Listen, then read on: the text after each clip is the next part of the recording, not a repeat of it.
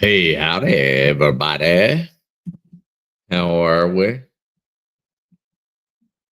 this fine Tuesday?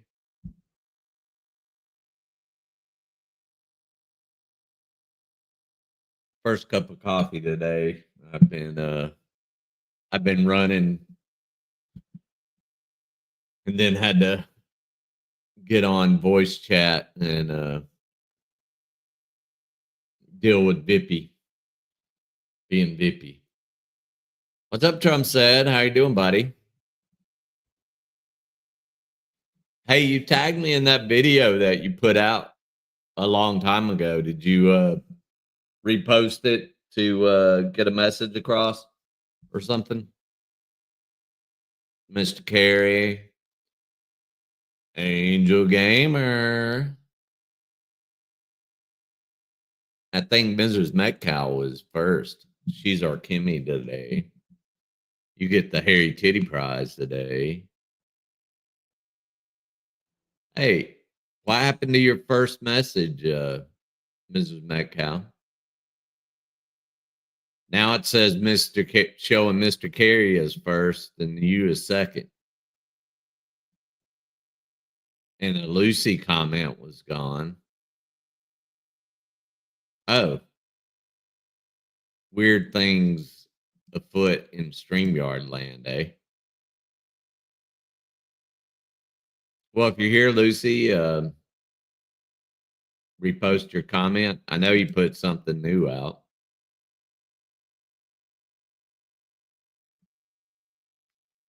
I know, but I don't ban you.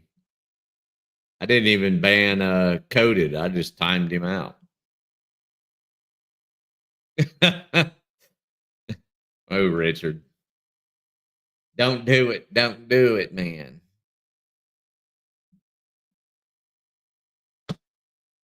You're seeing a pattern. I don't know what the pattern is. Let's see. Hang on.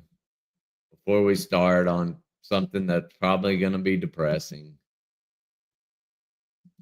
we will get some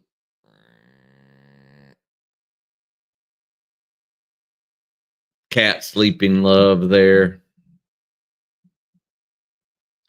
Dagnam Tros and hoes. Tros and hoes.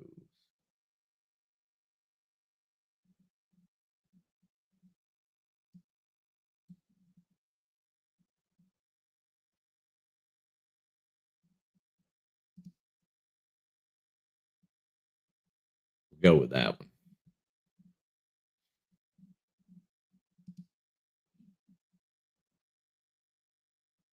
All right, let's get going on this.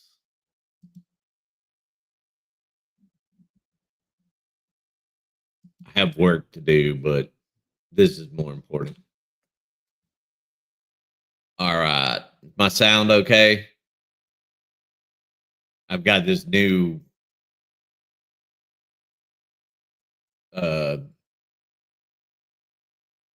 thing for reducing my echo, and hopefully it's not muting me too much. Oh, read that CFR. You want me to start reading CFRs in my reading voice, Trump? Yeah, once I saw that video, I agreed with you. We may not agree with it, but it is what the army says is the way to do it. So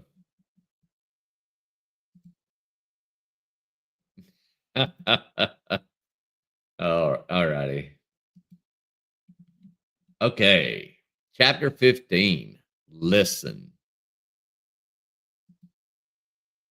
The truth, quote unquote, of combat is walking all around us, right under our noses. So we had better start listening to the truth about what happens to our sons and daughters in war. Karen Wall, Major, U.S. Army retired, and psychiatric nurse, U.S. Department of Veterans Affairs. Moral injury is real. There's no turning away now. We know that the men and women we send to war can feel strengthened by their experiences and also damaged. Pause for a question. What are the kiddies' names? The black one is Valkyrie, and the white gray. She used to be all white, so the white gray is Celine.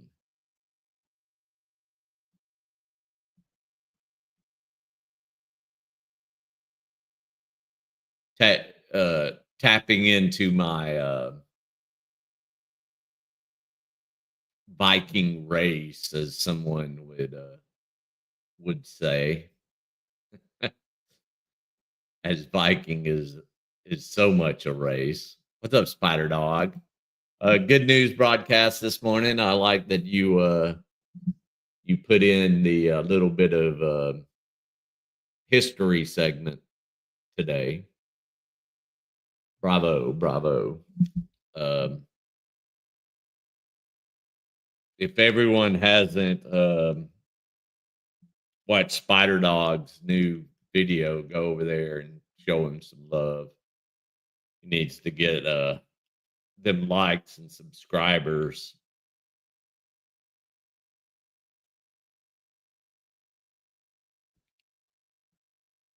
I know how it goes.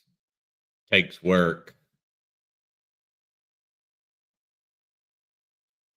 So we know that living through combat endows veterans with awful knowledge that we ourselves have avoided. And we have abandoned the rituals of cleansing and forgiveness and healing that welcomed returning combat veterans in past eras and other cultures.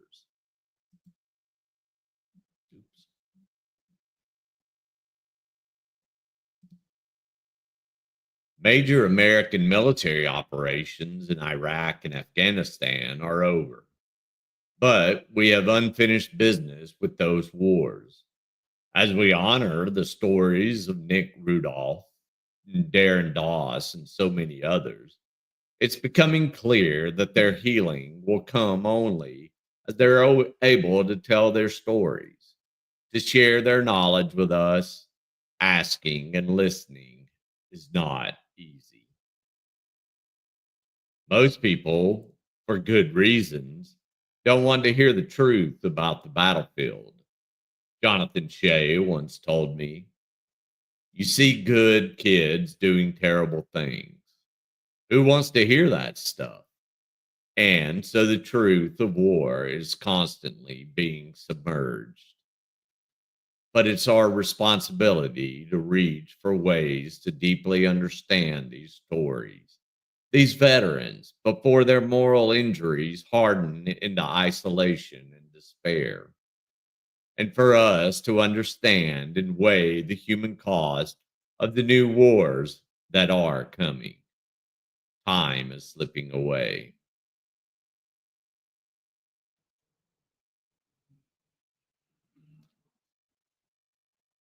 Uh, when I was with the kid this weekend, she got her some super hot ramen. Uh, I think she regretted it afterwards.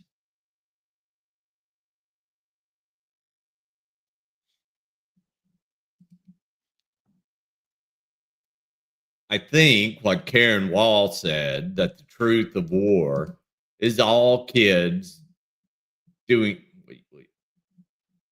is all around us if we'd only listen, is right, but only half right.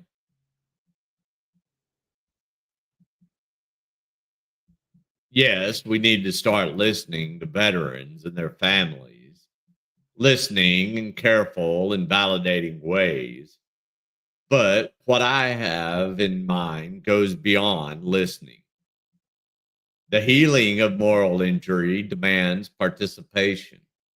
The long years of war have left us with unshared stories and emotions, unexamined issues, and unanswered questions. What did we feel during those years of warfare in Iraq and Afghanistan? Some at home felt apprehension and the dull ache of sorrow, knowing that young Americans were in peril and that the morning news would bring portraits of the battle dead. Some saw the connection by sending care packages to troops. Some didn't know what to do. Many of us did nothing. What does that feel like to us, to those who were away at war? For those few who persevered through long deployments, what was it like to do good in a conflict America had decided was wrong? To lose buddies in a cause that seemed to have been casually abandoned at home? What pride, what guilt, sorrow, and regret linger from those roles that each of us played during the war years? Woodrow, absolutely. And a lot of times, the family will exhibit, sorry, the family will exhibit symptoms similar to PTSD. Um, my dad was suffering when I was gone. He wouldn't sleep. He watched the news constantly, and they got to talk. I had a satellite phone. I would call them when I would have a lull in the mission. But yeah, families often notice first and suffer most. And I'm not talking about abuse. I'm talking about the withdrawal, the on trigger for uh, somebody in the middle of a nightmare, whether to nudge them awake and risk being yelled at a minimum. I didn't. I got a cover for it that reduces noise, and I installed a noise gate. So if it sounds bad, let me know, and I can make adjustments.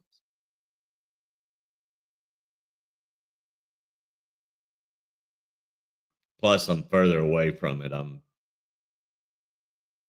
probably twice as far from it because the thing does. Oh, okay. Yeah, that's what I've been worried about. Uh,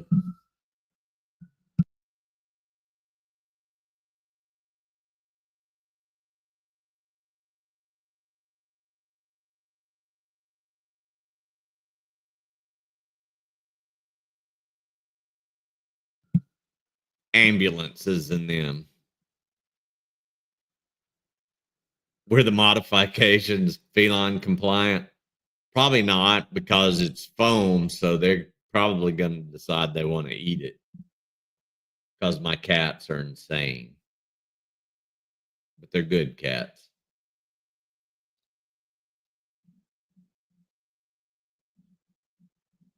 Let's see. How do we feel now about the weight of military service falling on so few of us? About the way the White House, Congress treat decisions to send troops into combat, lurching between partisan rancor and casual hubris? What promises can we make to the next generation? we will send. Those wide eyed teenagers now self consciously trying on their new combat fatigues at Marine Corps boot camp and Army recruit training. We should demand that the Department of Defense acknowledge that moral injury is real. What's up, freedom fighter? And that the military services find ways to prepare our troops to meet the moral challenges of war. We should push the Department of Veterans Affairs to better understand moral injury and develop new ways to help veterans find their own paths to cleansing and healing. We must start by listening to one another. How to begin? Exactly, Trump said. Fuck the politics of it all.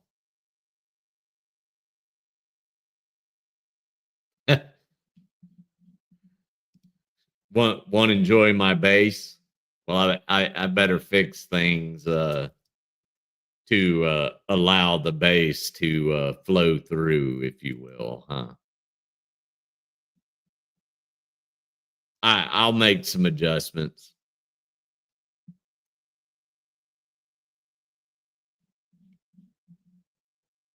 First, let's stop defining veterans in terms of PTSD and 22 suicides a day. Remember, it's wrong and offensive. Some veterans do have post traumatic stress. Well, I never want to disappoint Angel Gamer. And too many come to feel they can't continue living, a decision that's often an indication of moral injury too painful to bear.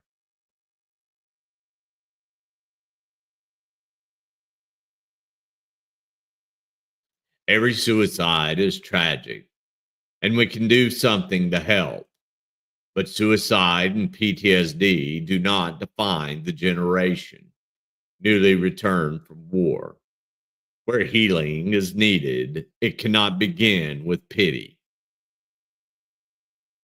Next, let's acknowledge that as much as we'd like to absolve ourselves of responsibility and let the government do it, the fact is the Department of Veterans Affairs alone cannot remedy these veterans' moral injuries. No government agency, no matter how thoroughly reformed or creatively managed, can do that. Even with more money, and we've seen that the mental health profession, despite impressive gains in understanding moral injury, isn't making helpful connections with many veterans. Right now, Bill Nash told me, the situation for the most part is that individuals who are morally injured use their chaplains, use their friends, they pray, just ignore it, whatever.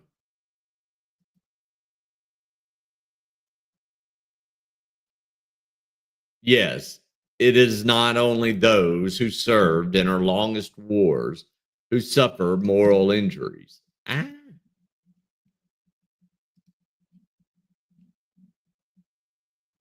it's all of us. We made it possible for Darren Dawes to be recruited, armed, and sent to Afghanistan. Our attention was elsewhere while he was struggling through gunfire to help save Kruger and during the Christmas tree theft caper. Great caper, by the way. We sent Gunny De Leon to war twice, but we weren't watching as he came home haunted and broken. We recruited and trained Cindio Martz, but we weren't aware that he needed forgiveness. We enlisted Jake Sexton and sent him into the fight, but we didn't listen to the stories that troubled him until it was too late. Like it or not, fair or unfair, we are all connected to the wars. Now what? Let's set aside the question of war itself. Like many others, I have considered the idea that killing and destruction are something that we should never, under any circumstances, impose on others. Nor should we send our youngest generations into wars in which we ourselves are too squeamish or too wise to engage. My earlier life as a Quaker and conscientious objector, and my experience in war strongly tempt me in this direction. Yes, for a long time I found war captivating, but the man who writhed and bled and died in front of me long ago in a dusty village in Ethiopia has shadowed me to many Pentagon briefings and presidential speeches and stirring patriotic ceremonies where an urgency of that moment war seems thrilling and meaningful. It is not, he reminds me. It is also true that in war, I have seen individual acts of breathtaking generosity and quiet nobility. But from a greater perspective, it's clear that good rarely comes of war. The human misery and the wreckage are hard to overstate.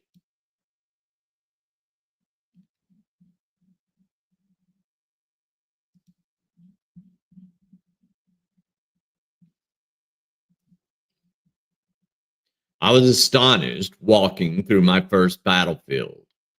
After the smoke cleared at the scale of ruin, burned carcasses of trucks, miles of fine wire from anti tank guided missiles, and brass shell casings littered the ground along with rags, shattered glass, a puddle of blood, and an empty boot, abandoned rifles, and used rocket launcher tubes. A few crumpled bodies, torn cardboard boxes, an empty bag of IV solution, and cast off broken helmets. And scampering among the deadly landmines whose rims protruded from the sand, children scavenging for precious metal and food scraps. Beyond this criminal waste, the inevitable strategic miscalculation and wildly unpredictable consequences of war far overbalance the glorious benefits of armed conflict, touted by politicians. In that conviction, I have found harmony with those who have fought in combat, for they have the keenest appreciation of the ugly depravity of mass state justified bloodletting. I once lived for much of a year with a Marine battalion whose senior enlisted Marine, a towering, tattooed, broken nosed Sergeant Major, had served in Vietnam. I felt instinctively that he detested liberals and especially the liberal media. I'd sometimes notice seeming seeming to glare at me. A Quaker liberal journalist probably was at his outer limits of tolerance. I tried to avoid him, but one day during a pause in a long combat operation, he cornered me. You were a conscientious objector during Vietnam, he said. It sounded like an accusation. Glancing around for an escape route, I admitted, yes, our major, I was. You know, I lost a lot of good people in that war. The word came out like out war in his syrupy Tidewater, Virginia accent. Yes, I am sorry, Sergeant Major. And you were out on the streets protesting while I was out there fighting. Yes, I was. Long pause. Then he said with unexpected bitterness, well, that's where I should have been, out there on the streets protesting that damn horse that damn was instead of fighting it. And yet, I once stepped onto a field of tall grass near the town of Chimoio, Chimoio in western Mozambique. And when the wind shifted, I staggered against the stench of putrefying flesh. It was a time of bitter fighting. A nearby guerrilla camp had drawn an attack, and there was a massacre, mostly women and children whose bodies were strewn everywhere. In my helpless revulsion, I wanted justice. Justice. A battalion of Marines to hunt down and kill whoever had committed the atrocity.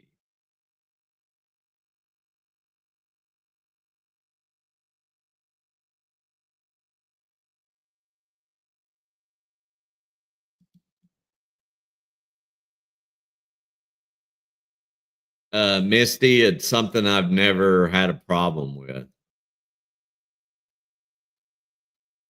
Um, especially when it was emergent. I just jumped towards it for some reason. I felt the same blind impulse when I stood in the streets outside the mayor's office in Srebrenica, a mountain town in Bosnia. There in July 1995. Wow. I It's funny, yesterday I was just talking about watching the feeds from Bosnia. I wasn't there. I was back on US soil doing analysis, and the brutality and the carnage of Bosnia was more horrific than anything.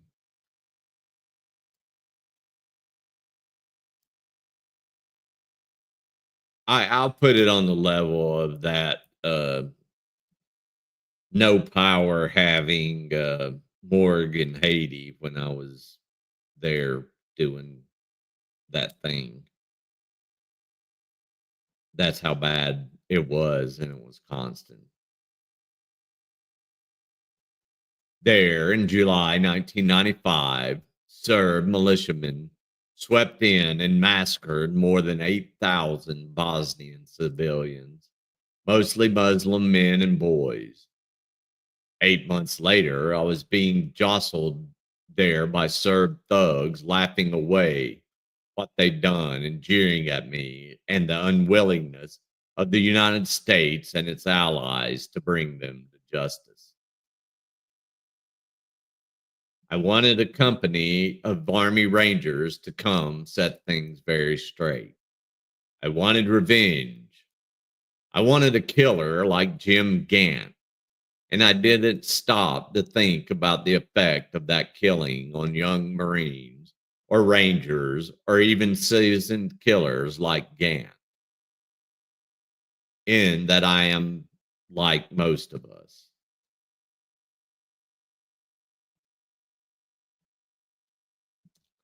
Puffy proofing the outside. Oh boy. That's a task because they can find the most creative ways to get out from a fence. Excuse me. But when there's casual talk in Washington about putting boots on the ground, I want to bellow a furious correction.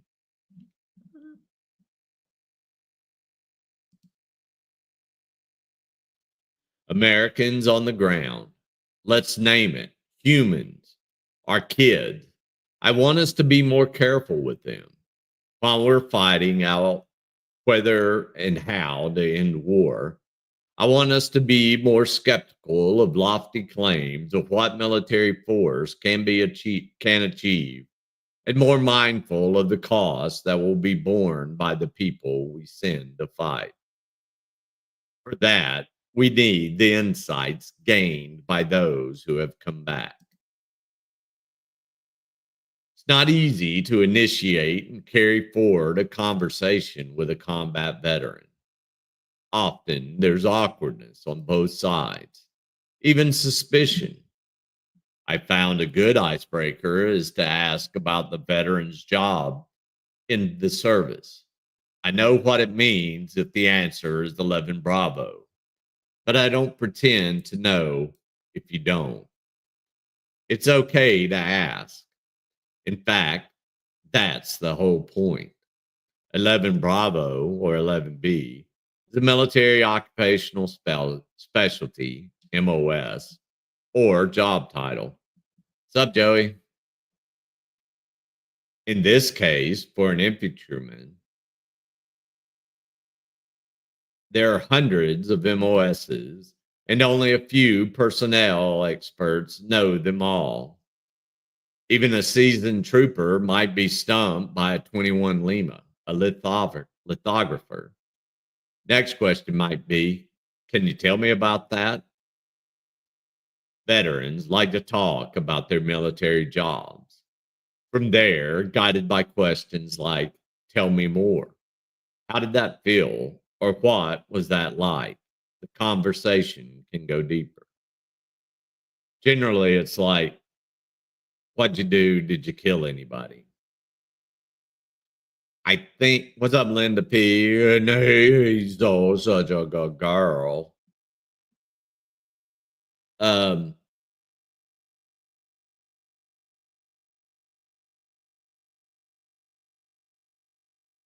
I think that's me and Jeff get each other with our dark gallows humor. And I think going there is one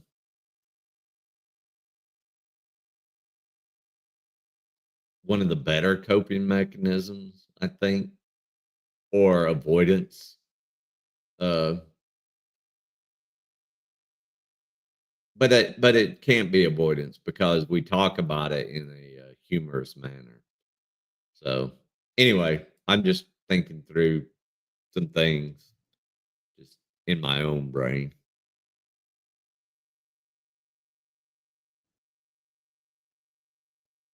David Sutherland, whose familiarity with combat and moral injury was gained over 15 months as a troop commander in Iraq, now campaigns for Americans to pick up where the VA falls short. The VA and the Pentagon don't solve all problems. This whole thing needs to be about listening, understanding, asking, and not thanking. Thank you. I hate being thanked. Bumper stickers and parades are appreciated, he said, but no one sits there and goes, how you doing? Can't imagine what you've been through, but I'd love to listen to you. If you want to talk about it, and I'm not going to compare my cat peeing on the carpet to your 15 months in Iraq. How people love that. Still, grunts like Chuck Newton are skeptical. He was reluctant at first even to meet with me. He scoffed at the idea that civilians should listen carefully to Marine veterans. But seeing that I was interested, he talked for hours over several days. Even then, he was doubtful about what I was doing. Who's going to read your book? He demanded one day as we sat admiring the view of Manhattan from across the East River in Brooklyn. Only people who already agree, he answered himself, to help with the awkwardness that can exist between veteran and civilian. A structured approach was developed by the clinical psychologist Paula Joan Kaplan. Her idea was to match veterans with volunteer civilian listeners for a long session of uninterrupted, intentional listening. In an experiment at Harvard's Kennedy School of Government, she arranged for veterans to talk without interference for as long as 3 hours. The listeners were coached to begin by saying, "As an American whose government sent you to war, I take some responsibility for listening to your story.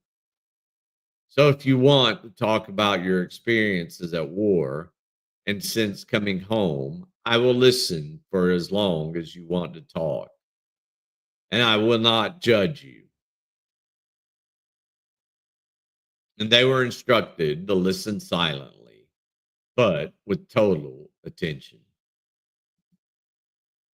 smiling where appropriate, but not responding verbally. This is to avoid the understandable temptation to interrupt with a comforting, "Oh, I understand," when it's likely that a civilian listener cannot understand the full breadth and depth of a combat veteran's experience. Based on the positive response from veterans and listeners, Kaplan has sought to make this model available nationwide. For a more interactive experience, I went back and reread Michael Castellana's directions for therapists dealing with morally injured Marines. It's good advice for all of us who approach veterans in a spirit of close listening. These are remarkable, courageous men and women. We should laugh with them, grieve with them, and most of all, empathize and inject a human perspective on the terrible experiences these service members have endured. We must bear with them the distressing and challenging events they have lived through and accompany them as they make their way to a new, fuller understanding and appreciation of their role in war and as feller fellow human beings in the world. In short, listening with validation. Yeah, that was fucked up.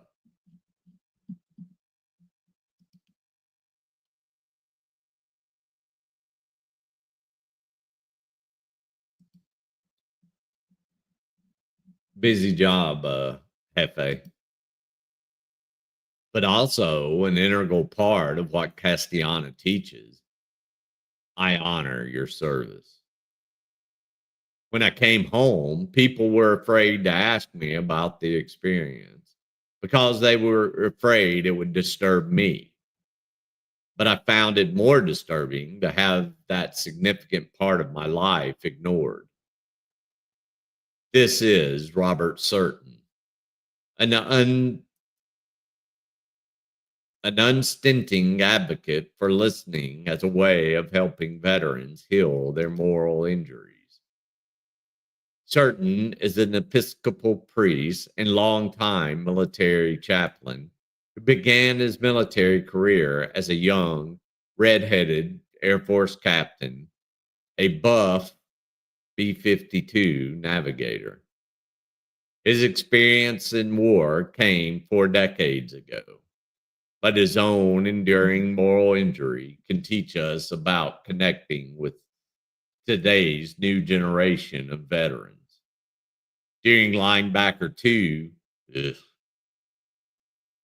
all right, Spider Dog, be good. The so called Christmas bombing of North Vietnam in 1972, I was 2.5 months old. No, I was 3.5 months old. Bob Certain's aircraft was shot down. 3 of the crew were killed.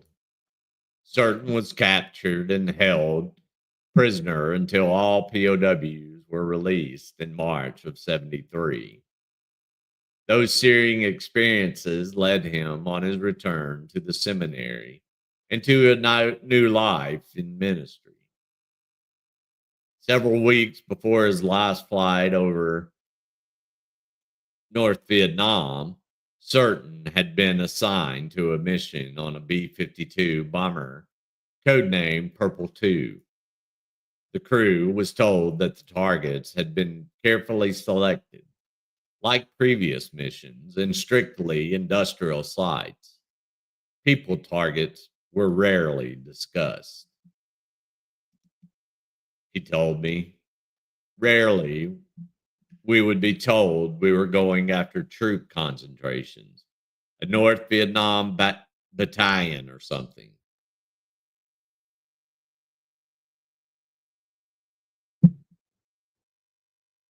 They returned safely from the mission, but later they learned that friendly ground troops had gone into the area after the B 52 strike reported finding 156 bodies beneath the flight path of Purple 2. Well, that was my airplane, Certain said in a soft voice. Those are people down there.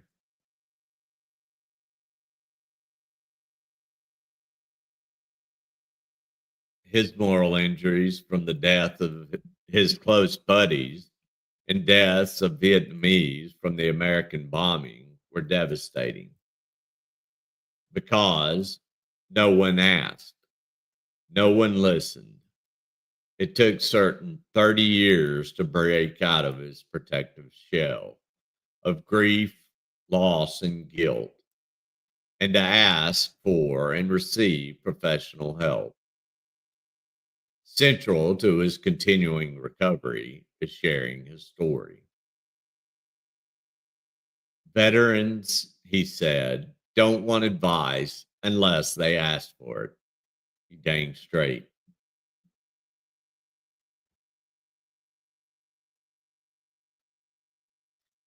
I think they want to be able to talk, to sort out what is going on in their soul and mind. And a lot of us do that verbally. Certain is a gentleman with a kind, grandfatherly demeanor. Moral injury, he said, is not a psychological problem. It's a problem of conscience and spirituality of the soul. We were talking in his comfortably modern riverside home in northern Georgia when I asked whether the VA could play a constructive role in helping veterans verbalize their experiences, even help heal moral injury. He visibly recoiled. I don't want the government to do it, he said firmly. They screw everything up. They got us into this. Not from my perspective. It is the moral obligation for the population to take this responsibility. And it takes a lot more than applauding returning soldiers at the airport. It takes listening to them carefully. What's up, Glock Loaded?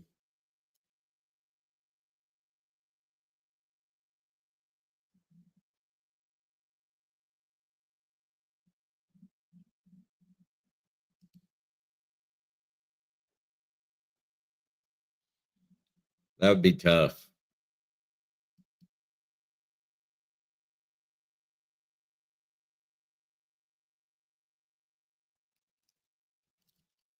The technique he described is simple. What can you tell me about your experience over there? We'll never get the whole story, he said. But over time, you might learn more and more. It takes time to build that trust. You might get nothing, but be prepared. You might get a dump. The idea may be simple, but think, but I think it's not so easy. I know former Marines who don't want to talk to anybody except other Marines. And the deep divide between military and civilians, one of ignorance and perhaps suspicion, hostility and guilt. becomes harder and harder to cross. And yet, I believe there is a reservoir of goodwill on both sides, perhaps even a desire to step over the military civilian divide. It seems clear that encounters between veteran and civilian most easily can happen in a community context where there is already social engagement. By community, I mean religious gathering, neighborhood association, sports teams, book clubs, service projects, however we define community. There are dozens, perhaps hundreds of non governmental projects underway across the country, providing ways for civilians to get involved with veterans. The mission continues. A national nonprofit has launched 53 service platoons with more than 5,000 members, including active duty, reserve servicemen and women, veterans, and civilians. The teams undertake local service projects. Another project, nonprofit, Team Red, White, and Blue, involves 81,000 members, including 24,000 civilians in sporting and social events in an effort to close the military civilian divide. Many of these veteran oriented nonprofits welcome civilian volunteers, no experience necessary. Similar efforts are underway in the faith community. An organization called Care for the Troops, led by Robert Surton, trains community leaders, therapists, religious congregations, and social service providers to understand how to receive and relate to veterans. Retired Army Chaplain Dave Smith, who served in both Iraq and Afghanistan, runs a program called the Soul Care Initiative to help connect church congregations with veterans. What has worked for me when people are unabashed, not afraid to ask tough questions, Stacy Purcell said to me as we nursed our beers. She's the combat camera who worked 2 tours in Iraq. While her physical problems have eased, her moral injuries are still painful, and the temptation of suicide lurks. Takes a lot of work to stay on the right side of the dirt, she said.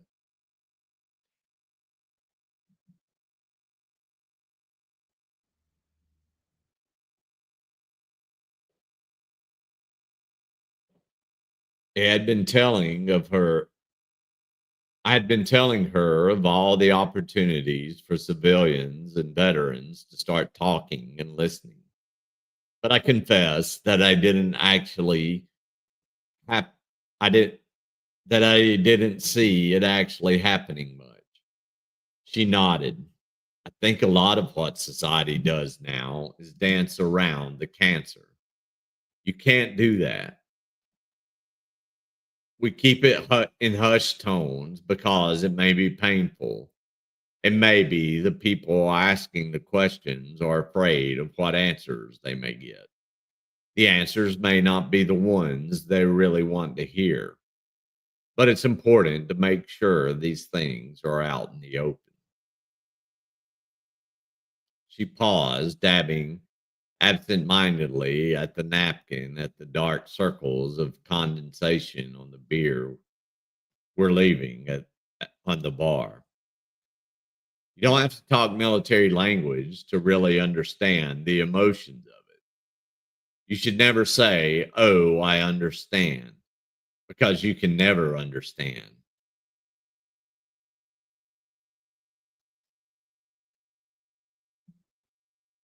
unless you've been there. However, you can say, "I can't imagine what it must be like. Can you just explain to me a little more why you feel the way that way or what draws you to the conclusions you feel guilty. You don't have to sympathize. I don't want your sympathy, she said, but your understanding would be nice.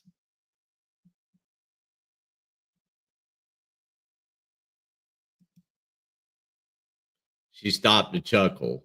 And empathy, maybe. To what end? I asked.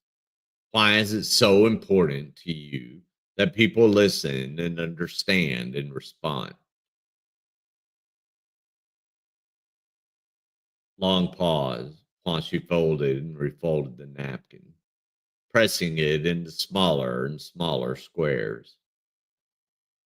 I would hope we would think a lot more deeply about sending people to war, given the impact it's had on our society and community and nation and the whole ripple effect that war has, she said. We went there and fought on behalf of our nation. That's what we signed up to do. That's the job we raised our hands for and said we would give our lives to do. So I don't regret that. And I cannot say, and I battled with the morality of this, that Iraq was not worth it, because then I would be diminishing the sacrifices of my friends made on the battlefield. And I cannot do that. She turned to see if I stood, then went on. Not every war is favorable. Not every war is popular. The outcome is not always that we had hoped it would be. But then again, that's the cost of war.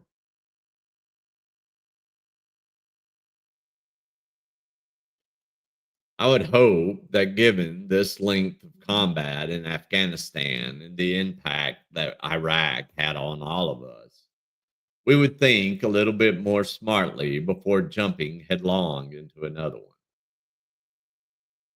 Gotta run, she said, slipping off her stool and shouldering her camera bags, and off she went to capture in haunting photographs the pride, vulnerability, and moral injury etched on the faces of combat veterans.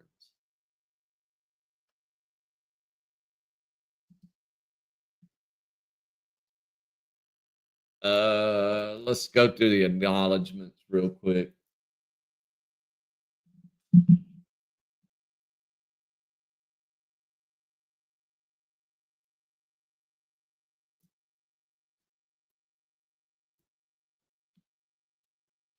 This book could not have been written without the steady support of encouragement of Ariana Huffington, president and editor in chief of the Huffington Post. Over the years, she has provided me with an unprecedented time and resources for deep reporting. She was enthusiastic about my idea of exploring wartime moral injury and generously allowed me time away from the busy news cycles to think and write. Gail Ross, my agent, was instrumental in helping me focus what I have learned about war into a more coherent form. I am grateful to Gail for her friendship and tireless efforts to make this book a reality. Nor would this book have been possible without the enthusiasm and guidance of Tracy Behar, my editor at Little Brown. I have focused mainly on Army soldiers and Marines for reasons of simple logistics. While I've flown with military air crews and lived on warships, the ground force grunts are the men and women with whom I have most easily spent time. Those in the Navy and Air Force also serve honorably and in difficult situations and face equally challenging moral dilemmas at war. I am grateful to all of them for their grace under pressure and for their willingness to share their lives. The extraordinary professionals who work with the military and veterans in mental health, research, and therapy were patient, and generous with their time in helping me understand the complexities of moral injury and moral healing. Jonathan Shea has been a friend and mentor for many years. I am deeply indebted to him for his gentle tutoring and warm encouragement. Deepest thanks to Bill Nash and Michael Castiana, Brett Litz, and Shira Magwin for sharing their insights and wisdom with me. Over the years of covering the military at war, I have been lucky to work with other visionary editors, especially my former editors at the Huffington Post, Tim O'Brien and Jonathan Montorio. I deeply miss the late Deborah Howell, who was my editor for 2 decades at Newhouse News Service, from whom I absorbed much about the profession and craft of journalism. I gained from the guidance and friendship of Linda Fibbage at Newhouse News Service and Melinda Hindenburger at AOL's Politics Daily, and now editor in chief of Roll Call. I am grateful to all of them for their guidance and trust. Some of the material in this book was reported and written for the AOL website, Politics Daily, and the Huffington Post. I have used it here with the gracious permission of AOL and the Huffington Post. Stephen O. Newhouse likewise granted me permission to use some material I had written for Newhouse News Service.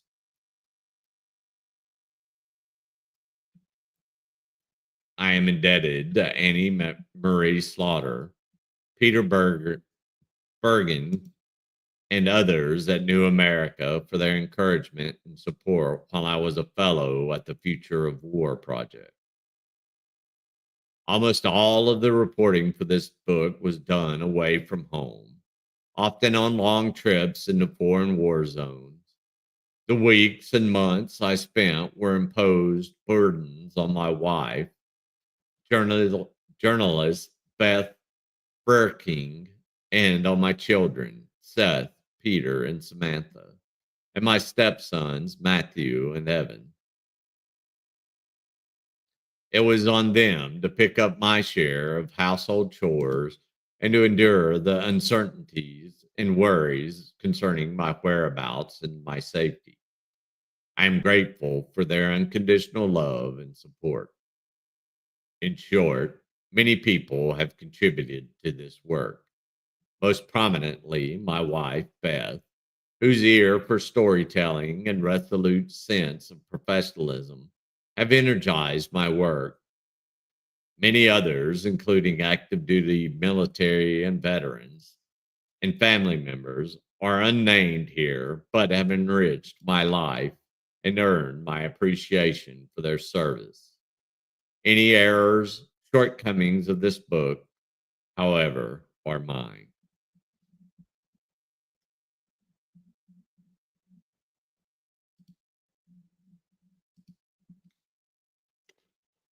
Another good book and another good telling. I do believe that he is correct in that the community needs to pick up the reins. Um, I hear people in ministry and stuff, um, especially on the fundamentalist side of things, say that it's the government's responsibility, yet while being anti government at the same time.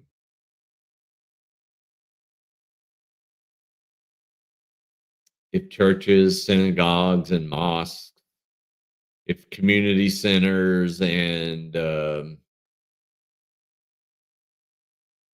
service organizations would pick up the slack and stop being concerned about turf and theology and philosophy and politics and pick up the burden of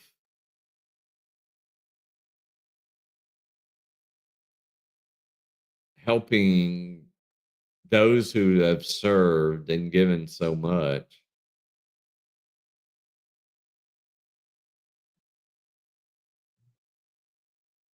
and their families.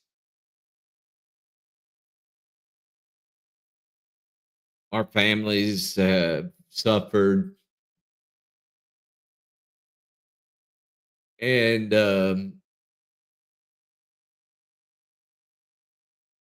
you see these college kids saying, I have uh, generational trauma, but generational trauma is a real thing, not something to be scoffed at when you're talking about the generations of children that um, lost time with their families, the families that were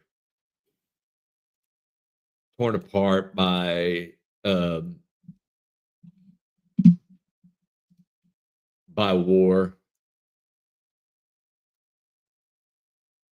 Um, how that's gonna how that's going to shape their relationships in the future.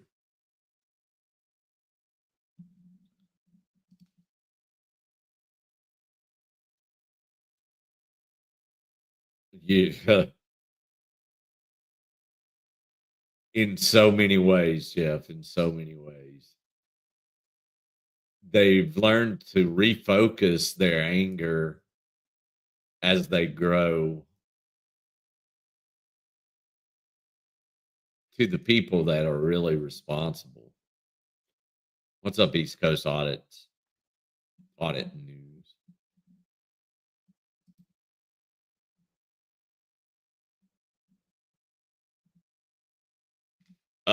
That's why I won't. Even MSNBC did it. Um,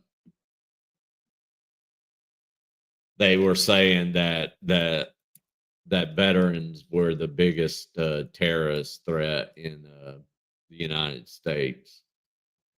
Um,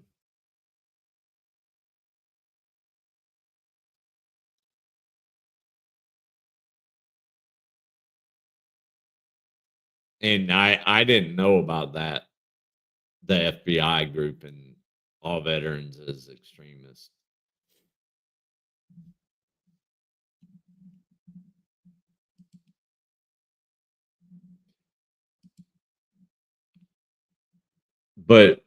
but at what cost, Trump? I mean, we weren't fighting for freedom. We were following orders.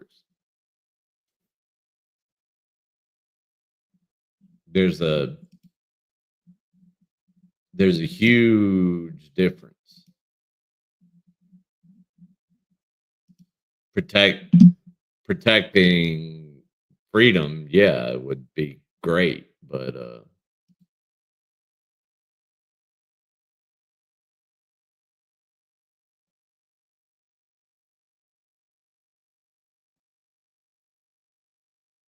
oh yeah, I mean that's absolutely true.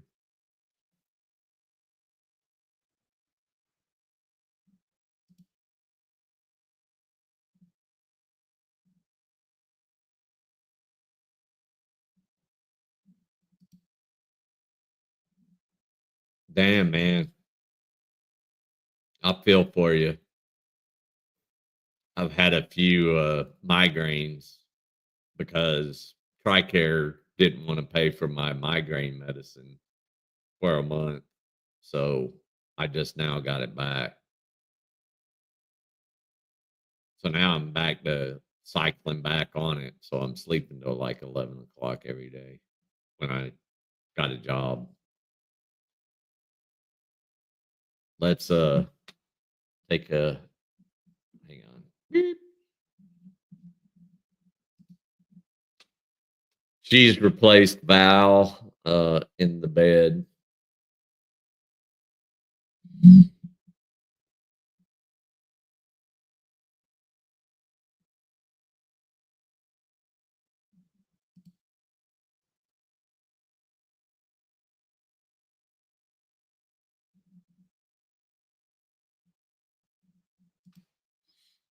In the last 30 years, I would say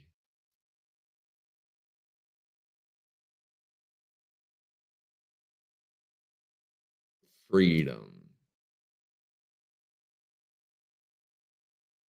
The last 80 years.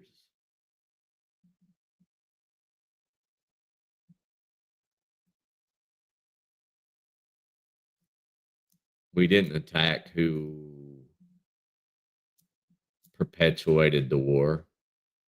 The Taliban was willing to give up bin Laden after a month of SF being in Afghanistan, and we refused. And 20 years later, we gave it back to the Taliban anyway.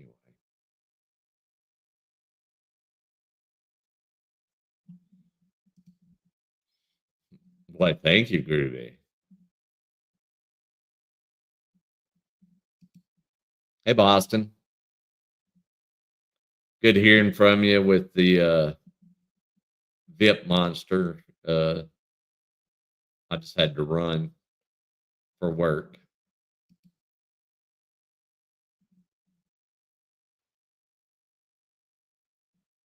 Absolutely. Don't get me wrong, he was a cool dude to have a beer with, but he is not. Um, he wasn't the one leading that train.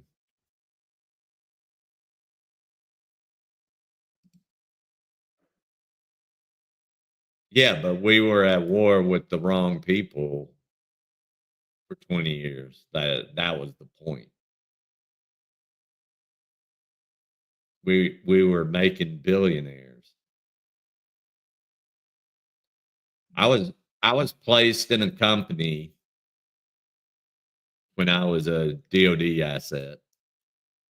Um, I was working as a director of special surveillance programs, and that company was founded in 1997, and by 2004, it was a $7 billion company. They never made anything; they just acquired shit, and it was all defense related.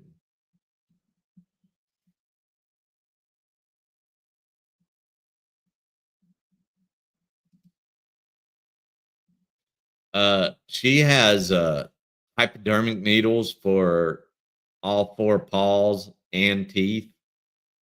Um,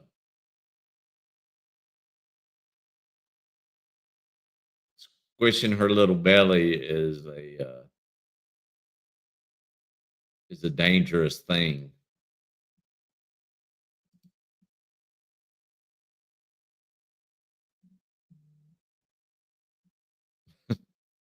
Neither of us were Hefe.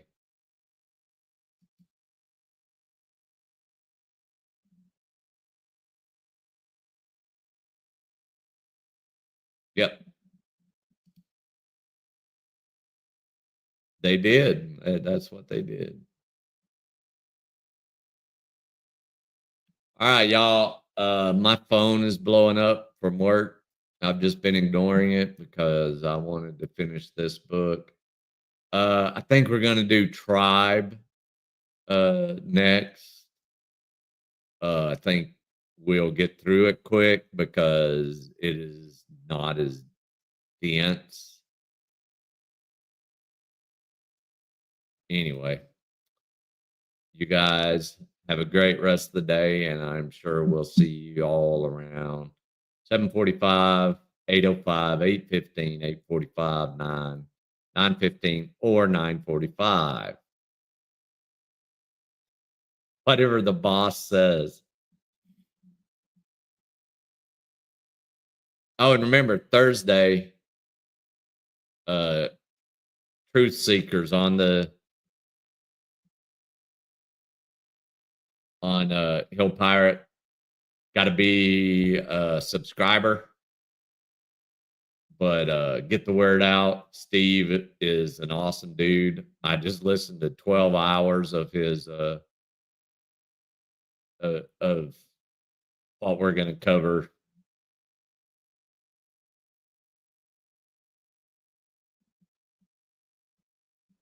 I'm pretty sure it's always been Thursday, Mrs. Metcalf. Jeff, help me.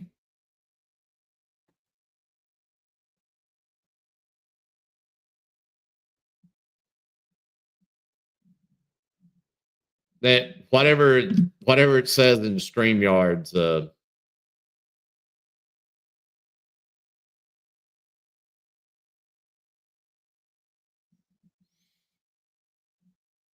let me talk to Steve and make sure I'm right. Yeah. All right, y'all. Be good. I'll see y'all in a bit.